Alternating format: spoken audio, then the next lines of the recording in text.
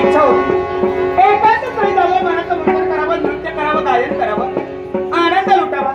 आणि हो तीच इच्छा घेऊन या ठिकाणी माझं आगमन झालं. आणि म्हणूनच तर नित्याचं कर्तव्य परिपूर्ण केलं. योग्य ती जबाबदारी प्रत्येकाच्या हाती दिली आणि मी या ठिकाणी आले. पण हो समुद्राला पाहते ना हे नवचिंतनेचं वातावरण या ठिकाणी निर्माण झालं. हे उंच तुमच्याकडे कपारी बघण्याला गवसी घालतायत ना, हे मोठमोठे वृक्ष आणि या मोठमोठ्या वृक्षांना आलिंगन देत त्यांच्या बरोबरीनं या वाढतात त्या लता वेली आणि या वेलीवर बसून आपल्या ताजात किलबिलाट करते सारे पक्षी.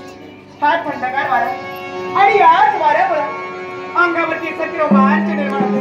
पण बाईका वेगवेगळ्या प्रकारची रान फुलं हर्षाने वर्षापर्यंत माझा पण झाला. पण हो हा सुमधुर आवाज, हे गावमय गुंजन कोणाचं बरते आवाज ओळखीला वाटतोय ना मला. हो पण अगं बाई हा आवाज येतोय ना तो या दिशेनं या कोकळीच्या सुमधुर गायनानं तिला सारा परिसर कसा आपलासा करून घेतलाय. या कोकळीचे एक वैशिष्ट्य आहे ना, ही कोकळ्या रंगाने काळी आहे पण तिचा कंठ मात्र सुमुद्र आहे. साऱ्या विश्वाला ती आवडते, अर्थात मला सुद्धा. पण हो समुद्राला पाहिल्यानंतर याच आमच्या हृदय गाभऱ्यात जणू काही मयूर पक्षी पदन्यास करतोय की काय. अर्थात एकसारखा प्रभास होऊ लागला आणि ते माझ्या मनातील बोल मला सांगायचेच नाही. या लतावेलींना हो या पुष्पांना माझ्या मनातील आनंद मीच तर सांगेन.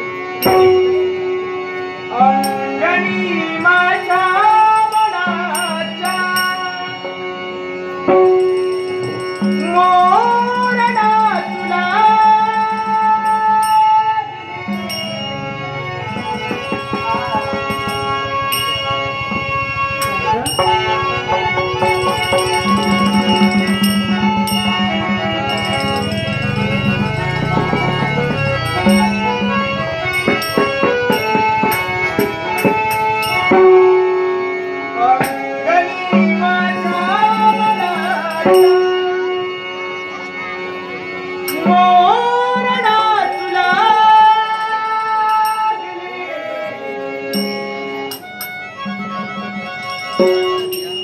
दाटुनिया भार सारे मेघ बरसू लागली अशाची या क्षणी